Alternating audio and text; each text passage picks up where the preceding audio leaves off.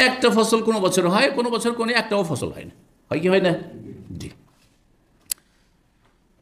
তো দান খেরাত যারা এখলাসের সাথে করে তাদের ফলন দ্বিগুণ হয়, এই কথা বলতে চাইলেন, এবং তাদের কখনো ফলনে কম হয় না আর নষ্ট হয় না। আয়াদ হাত গান থেকে ওনারা যান না, তোমাদের কেউ কি পছন্দ করে যে কারো বাগান আছে মিন্নাখের খেজুরের, ও আঙ্গুরের বাগান আছে তাজরি মিন তাহত আনহার, আর খেজুরের বাগান এত সুন্দর দেখতে যে তার নিম্ন দেশে চারিদিকে নদী নালা প্রবাহিত রয়েছে, বাগানের মধ্যে পানিরও ব্যবস্থা আছে, এই নয় যে পানি আর কষ্ট আছে, পানিও সেখানে পর্যাপ্ত।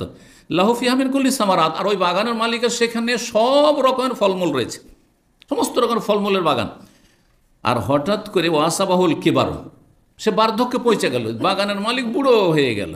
ওয়ালা হুজুর এতন দোয়াফা, আর বুড়ো হয়ে গেল কিন্তু ছেলে মেয়েরা যে আছে তারা সবাই হচ্ছে কচি কাঁচা দুর্বল, এখনও না বালক। একজন ধরেন 80 বছর বয়স যদি হয়ে যায়, আর বাচ্চাদের বয়স যদি 10 বছর 15 বছর 5 বছর থাকে, তো কত অশান্তি একটা, যাই রে কখন মরে যাবো, এই আমরা ছেলে মেয়ে আমরা ভোগ করতে পারবেন না, হ্যাঁ সবাই ভোগ করে নেবে, অন্য লোকেরা লুটপাট করে নিয়ে যাবে, হবে না? হবে না?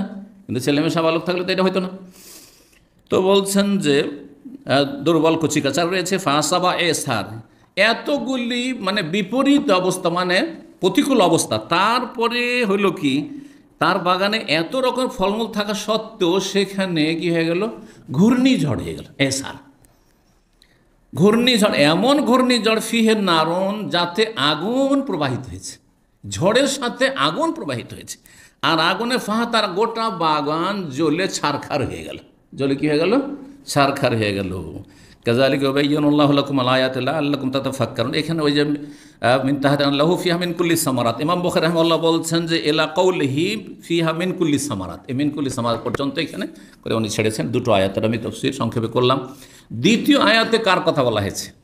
ওই সব লোকদের কথা যারা দান খেরাত করলো কিন্তু খোটা দিল, অনুগ্রহের কথা প্রকাশ করলো, কষ্ট দিল, লোক দেখানো রিয়া করলো, লোক দেখানো দান খেরাত করলো, তাদের তুলনা হচ্ছে ওই বাগানের মালিকের মতো যার কচি কাঁচা বাচ্চা, তারাও বাগান সামলাতে পারছে না, আর সে বুড়ো হয়ে 80, 90, 100 হয়ে গেছে, চলতে পারছে না, কখন করছে।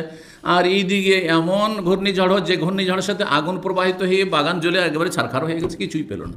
ঠিক তেমনই অনেক দান খেরাত করলেন কিন্তু ওই খোটা দেওয়ার জন্য, কালকে বলছিলাম না, ভাই বোন অনেক মানুষ করেছেন, অনেক কিছু করেছেন, আত্মীয় স্বজনের অনেক উপকার করেছেন, কত লোককে বিদেশ নিয়ে এসেছেন, কিন্তু সবাইকে খোটা দিয়েছেন, কাউকে শান্তিতে থাকতে দেননি। কথা বোঝা গেছে? যা সব গেল, সব গেল।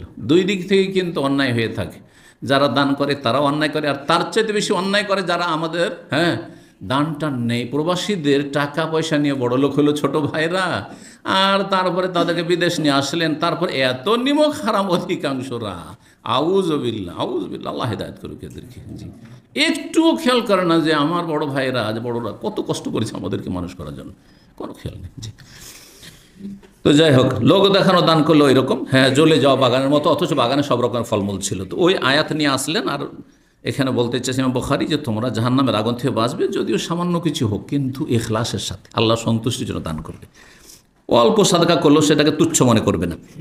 1415 নম্বর হাদিস বর্ণনা করেছেন আবু ওয়াইল শাকিক বিন সালামা, প্রখ্যাত তাবেঈ, আবু মাসউদ রাদিয়াল্লাহু তাআলা আনহু থেকে, আর ইবনে মাসউদের তিনি প্রখ্যাত ছাত্র। বলছেন কাল লাম্মা নাযালাত আয়াতুস সাদাকা, যখন দান সাদাকার আয়াত নাযিল হলো, আল্লাহর উৎসাহিত করলেন দান সাদাকার জন্য। মাসালুল্লাযিনা ইউনফিকুনা আমওয়ালাহুম ফি সাবিলিল্লাহ কামাসালি হাববাতিন আনবাতাত সাবআ সানাবিলা ফি কুল্লি সুমবুলাতিন মিআতু হাব্বা ওয়াল্লাহু ইউদাইফু লিমান ইয়াশা ওয়াল্লাহু ওয়াসিউন আলিম। এই আয়াতের তাফসীর জানা আছে বা তরজমা জানা আছে?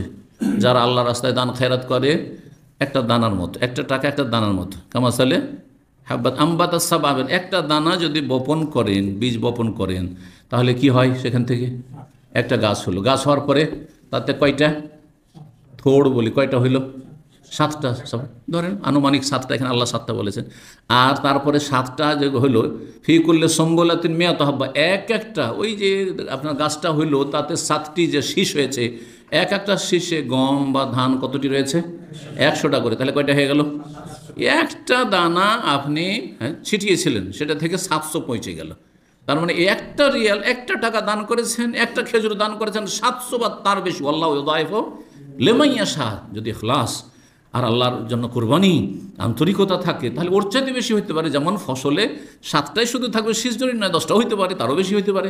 জি, এই আয়াত যখন নাজেল হইল, সাহাবাইকের অধিকাংশ গরিব মানুষ ছিলেন, কিন্তু দান সাদকার আয়াত নাজেল হয়েছে, কোথা থেকে টাকা নেই, পয়সা নেই, কোথা থেকে দান করব?